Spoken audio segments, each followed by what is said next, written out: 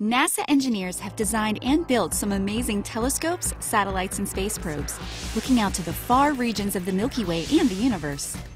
But some of the most important things they monitor are right here. Looking back at us from space, NASA's Earth Observing System is helping to preserve our world's natural resources. Find out how, next on Real World.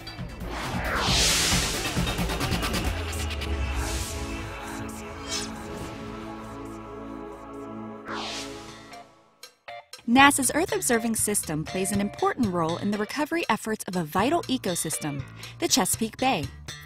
The Chesapeake is an estuary, a partially enclosed body of water where fresh water mixes with the salt water of the sea. The Chesapeake Bay is the largest estuary in the U.S., stretching more than 300 kilometers from the top of Maryland to the Atlantic Ocean in Virginia. It holds about 57 trillion liters of water and is the home of more than 3,600 species of wildlife. But human impact has changed the bay, and it isn't as healthy as it once was. To better understand those changes, bay managers monitor the Chesapeake, and that's where NASA helps. The agency is using satellites like Landsat, MODIS, and SeaWIFS to keep an eye on the bay, collecting data that scientists use to monitor its conditions. Scientists analyze the data to understand the changes and predict what might happen in the future. We monitor the satellite data over time to see how things are changing. Eric Brown de Colston is an associate research scientist with the University of Maryland, Baltimore County. He works at NASA's Goddard Space Flight Center. We have to develop a mosaic of the Chesapeake Bay watershed from Landsat. So we take 22 different images that we have to stitch them together, if you will. And that's kind of the base data. 4 centuries of population growth have crippled the bay, harming water quality and threatening the species that rely on clean water for survival. About half of the water in the Chesapeake Bay comes from the Atlantic Ocean. The other half drains into the bay from its enormous watershed, a 165,000 square kilometer area that covers parts of 6 states.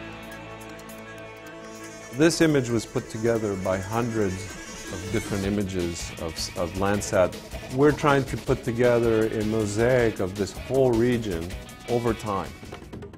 Most of the pollutants in the bay come from the watershed. The watershed acts like a huge funnel, collecting water from rain or snowmelt. Some of the water soaks into the ground. Some becomes runoff that collects contaminants as it drains downhill into the waterways that feed the bay. Watershed runoff carries pollutants from farms, suburban lawns, and wastewater treatment plants into 5 major rivers and eventually into the bay itself. Eric studies the land cover in this region. Land cover is the physical material at the surface of the earth. Land cover like marsh and forest is good for the bay. It acts as a filter, holding the pollutants away from the water. Land cover like pavement creates problems. The built-up surface can increase the strength of runoff into the streams, as well as add pollutants. Polluted runoff from the Chesapeake Bay's watershed causes eutrophication. Eutrophication is a process that ultimately diminishes oxygen levels in the water. Jackie Harmon is a Virginia oyster restoration specialist for the Chesapeake Bay Foundation. What happens is we have excessive algae blooms that are generally fueled by nitrogen that comes into the bay. Nitrogen a lot of times is used as a fertilizer on the land, and it does the same thing in the water that it does on the land. It makes plants grow. And the Pacific plant that it really fuels growth for the bay is algae. So the algae consume the nitrogen, grow, and eventually die. The decomposition process consumes oxygen in the water. That's a major issue because the oxygen that the bacteria in the decomposition process are using is the same oxygen that the fish and the crabs and the oysters need to live. Water with a low concentration of dissolved oxygen is called hypoxic, and hypoxic water is not a good environment for wildlife. So it makes it very difficult for other animals to survive in areas where there's low oxygen, and ultimately it becomes referred to as a dead zone. And the delicate ecosystem of the bay is changed. But with images from NASA satellites, scientists and policymakers can identify land cover and changes in land cover that contribute to runoff into the bay. NASA, along with the U.S. Geological Survey, manages the Landsat satellite. Landsat records pixels, small pieces of the Earth's surface just 30 meters by 30 meters. When put together, give an overall view of the bay. Scientists locate individual pixels based on coordinates and latitude and longitude. Images can be put together in a grid or coordinate system like you might find on a road map. Scientists can compare the same pixels over time to measure changes in that particular area. There's another example for Washington, D.C. So you see Rock Creek Park, Greenbelt Park, you see the mall, I guess Haynes Point, Andrews Air Force Base, so you can actually see the runways.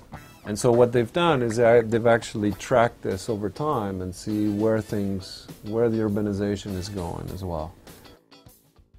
This and other information from NASA satellites help Chesapeake Bay managers enact policies in very geographically specific locations to reduce toxic pollution and improve water quality.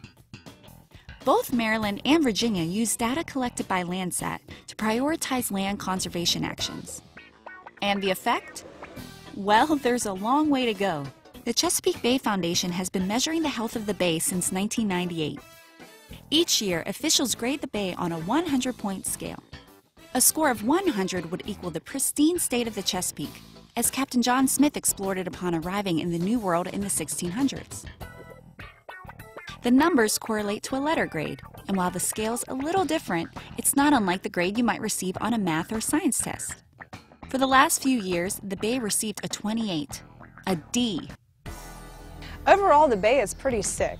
It's not saved.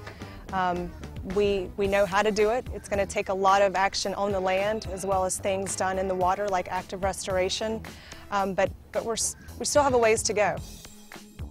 The foundation has set a goal of reducing the amount of nitrogen pollution entering the bay by more than half to 50 million kilograms per year. That would be a huge step towards getting the bay removed from the nation's dirty water list. So while the path to a healthier, more productive Chesapeake Bay is still long, NASA and its partners through satellite missions like Landsat and SeaWith are helping to make that journey possible.